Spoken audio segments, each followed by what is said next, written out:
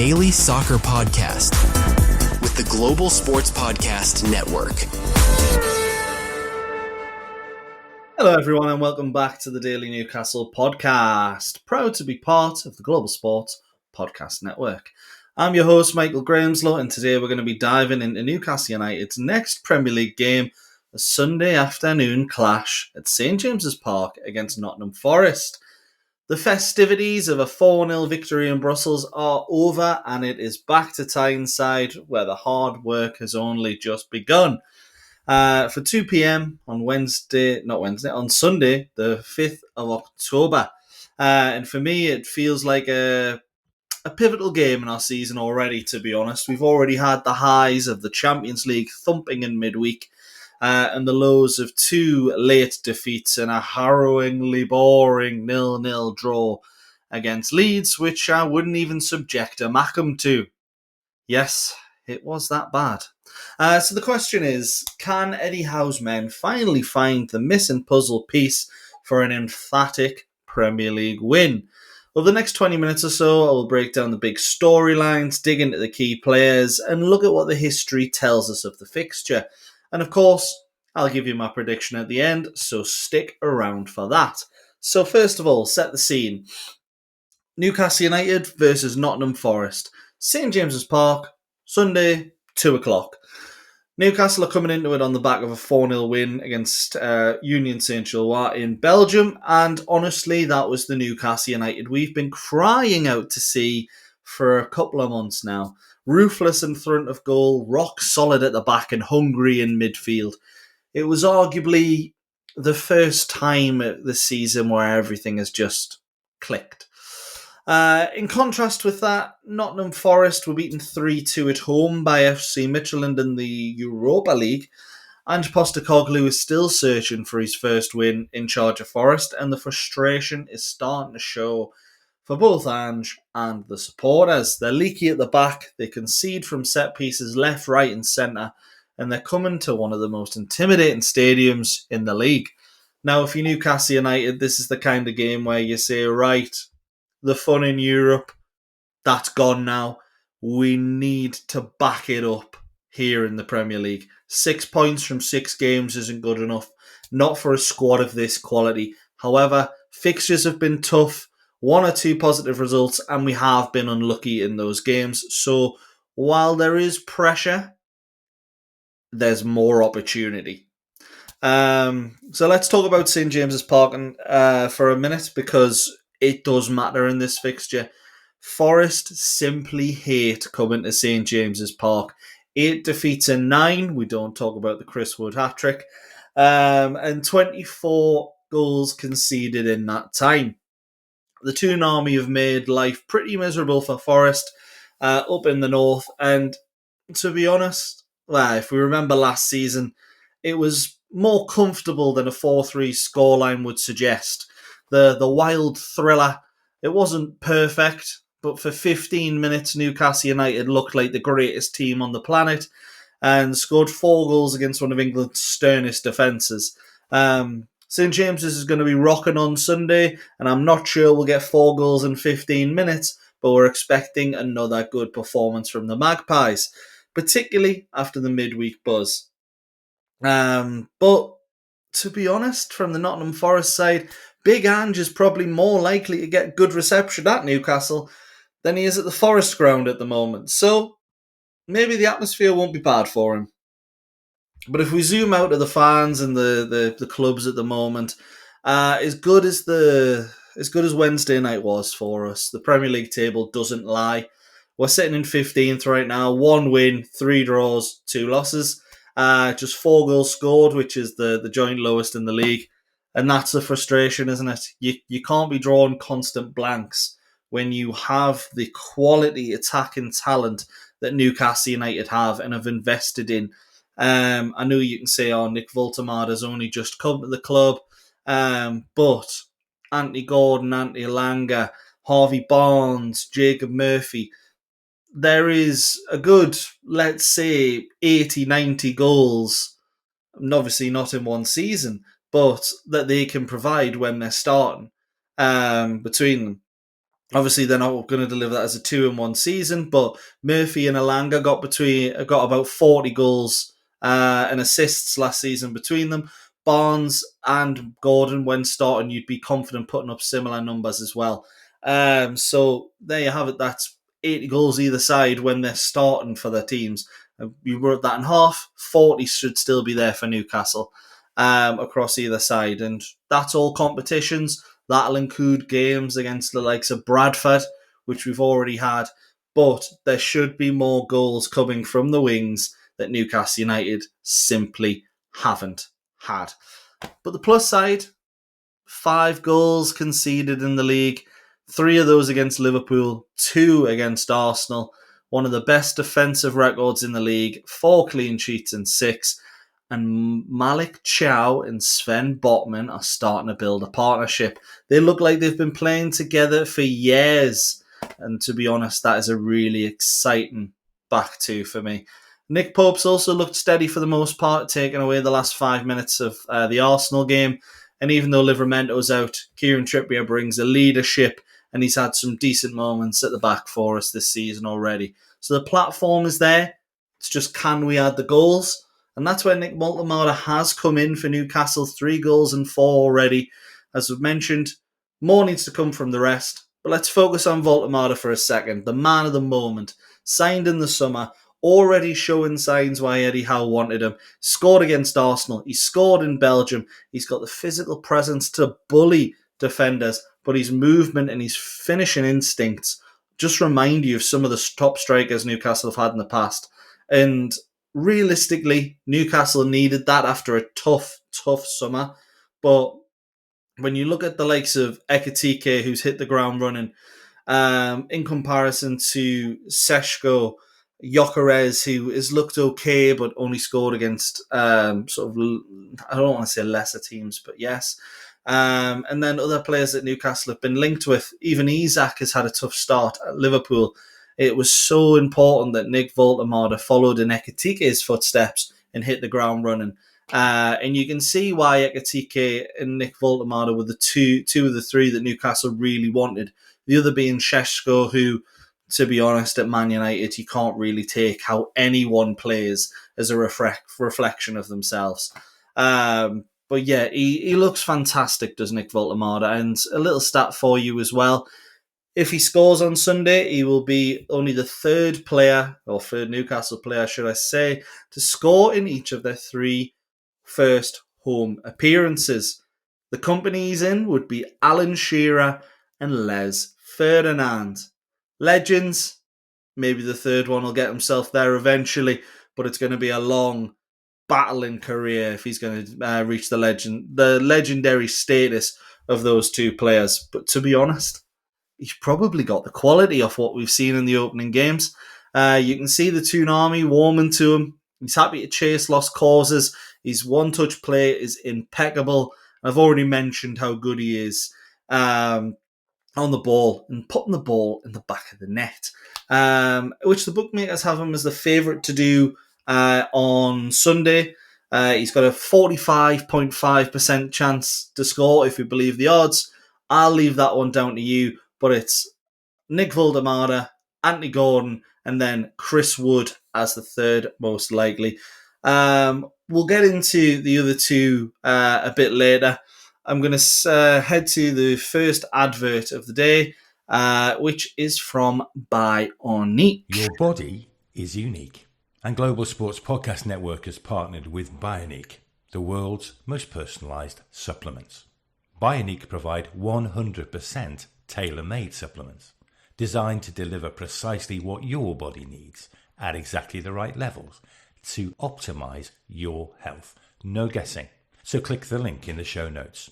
Use the code GSPN2025 for 40% off your first month's subscription. Bionic. Don't settle for off-the-shelf solutions made for just anybody. Get what's right for you right now. Now, Nick Vultemada is the star of the show. Anthony Elanga is the man with a point to prove. He's joined from Forrest in the summer. It's been a bit of a slow start for him, despite looking very, very positive in the friendly games. But in the league, certainly hasn't lived up to expectations. the biggest memory I have of him so far is that miss really early on against Aston Villa. And that's kind of set the tone for his first few games. However, against Union Saint-Gilloise, he looked like the player we all thought we were buying. Direct, quick, fearless, brilliant on the ball every time he got it. And if that's a sign of things to come and he's just needed a little time to bed in, 55 million could be a steal. This could be the perfect game for him as well, against his old club, front of 52,000 at St James's, and defence has been Forest's biggest weakness this season. And who would have thought I would have been saying that a month or two ago? If Howe gives Alanga the nod, which I think he should, Alanga could cause chaos down that right-hand side. But it would be harsh on Jacob Murphy. Not just because he's assisted half of our Premier League goals this season, including a goal against Barcelona as well. And if anyone knows how to shut down Anthony Alanga, it should really be Nico Williams. But personally, I would love to see a front three of Gordon, Vultemada and Alanga in the Premier League. And I'm dying enough to see it that I'd even risk having Alanga in against the club that know him the best. But should probably give a bit of a perspective from the Nottingham Forest side of things as well. This will be short because it's the Daily Newcastle podcast, obviously. And Ian has organised a crossover with Marley, one of the Nottingham Forest fans who are part of the Global Sports Podcast Network, in tomorrow's episode to get an understanding from the Forest perspective. So big up Ian for getting that sorted. But for me, it's worth understanding where Forest are right now. They've got Ange Postecoglou in charge, the former Spurs boss, the Europa League winner, Big Ange, but it is just not working for them. They're not loving Big Ange instead. No. And no is the number of wins they've got in the league so far. Absolutely none. The fans are chanting for his head after the Europa League loss in midweek. They're defensively shaky. They're lacking creativity in attack. And their set pieces, well, defensively in particular, are incredibly poor. And to round off, they haven't kept a clean sheet in their last 9 matches. But they do have threats. Elliot Anderson, former Geordie boy, absolutely fantastic player. Morgan Gibbs-White, another attacking talent. And Chris Wood, I mentioned before, he's got a hat-trick against us at St James's before, and he's been the thorn on our side for a number of teams, Leeds, Nottingham Forest included, I think Burnley as well. So it's going to be one of those where, even though Chris Wood isn't a name that strikes fear into the hearts of Newcastle fans, on paper, probably will be a bit of a threat, particularly if Forest are going to get anything at St James's Park. But yeah, he also scored in Europe in midweek. He'll fancy a goal back at St James's. But beyond that, Forest really lack balance. And you can tell because of that, they're lacking confidence as well. They're a defensive side with an attacking coach. Big Ange has his way of playing football. The best way to describe it is very similar to Ruben Amorim, where if it doesn't go well, he will stick with it and double down until it works. And unfortunately, I think every single person on the planet who understood half of what maybe they should in regards to tactics, I'm not there. I'm not a genius at it either, but it was clear to see it wasn't going to work. You've got a defensive team and a manager who doesn't know how to defend. So you're sitting there and going, well, that's a match made in hell to everyone but Marinakis. And it couldn't have happened to a nicer bloke. I do feel sorry for Big Ange, though. I do like him. I want him to do well, but certainly not at Newcastle United's expense. For us, the task is very, very simple. Don't give them hope. Start strong. Get the first goal and force Nottingham Forest to open up that back line, because as soon as they do, our front three are going to have space and time on the ball, and we all know it just takes a couple of seconds for Nick Vultemada to put the ball in the back of the net. But yes, that's the perspective from Nottingham Forest. From the perspective of Newcastle, this, and let's be clear, This is as big of a game for Eddie Howe as it is for Big Ange. And that's not because, for very different reasons, I would like to add, because Eddie Howe's job is not under pressure, no matter what some Twitter bozo will tell you, it is nowhere near under pressure. Even if we didn't win the next 5 games, Eddie Howe would still have the season and be backed by the board. That's his position at the moment, and that ain't changing. But Newcastle do need to find that domestic rhythm, because the longer you are in that bottom half, the longer you are closer to relegation than to Europe. It plays a big part in your mentality.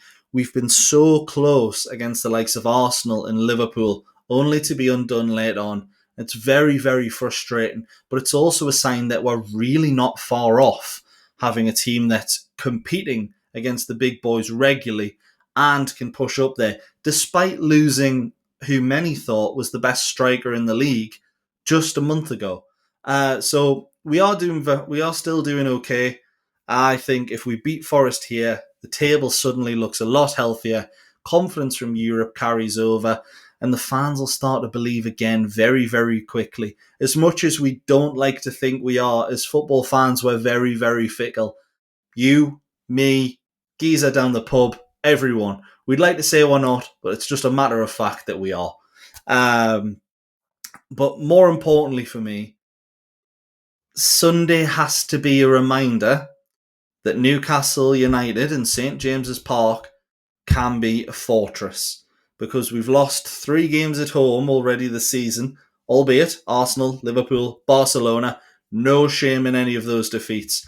But add Nottingham Forest to that list, a loss or even a draw, questions start to be asked of, is the squad too stretched? Was Eddie Howe backed well enough in the summer window?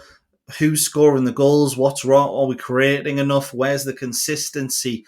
All of that will start to sort of come forward, and the person that'll be asked about all that is Eddie Howe. And the last thing he needs is another headache as Newcastle United management. So this is all about momentum for Newcastle, plain and simple. And you know what?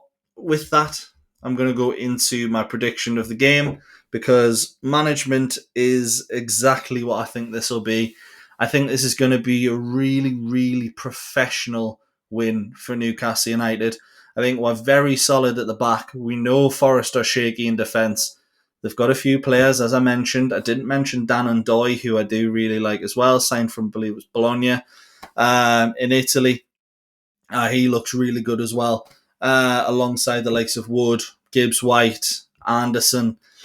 They do have some fantastic players, but it's just not clicking. And under Nuno, I might have said this is probably going to be a draw. We might sneak a 2-1 win.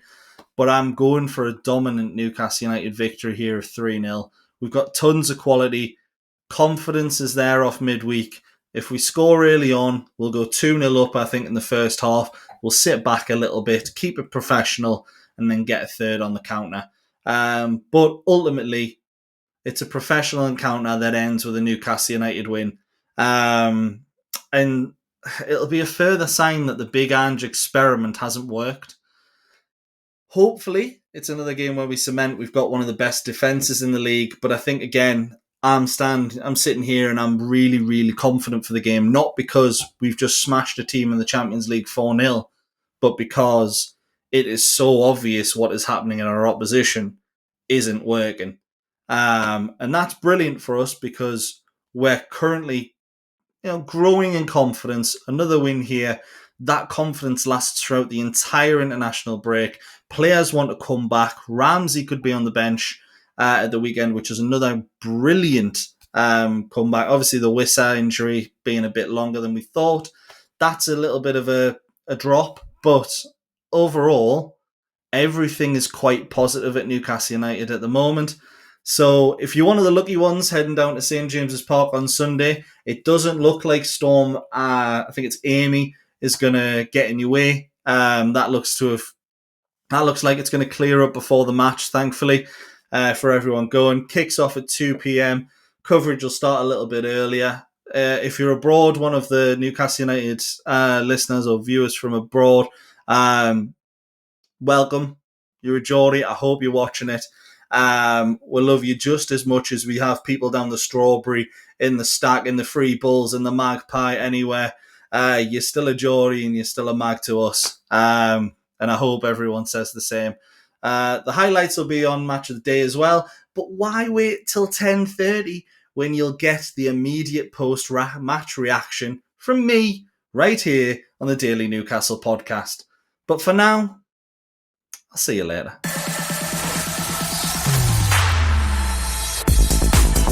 Your daily soccer podcast with the Global Sports Podcast Network.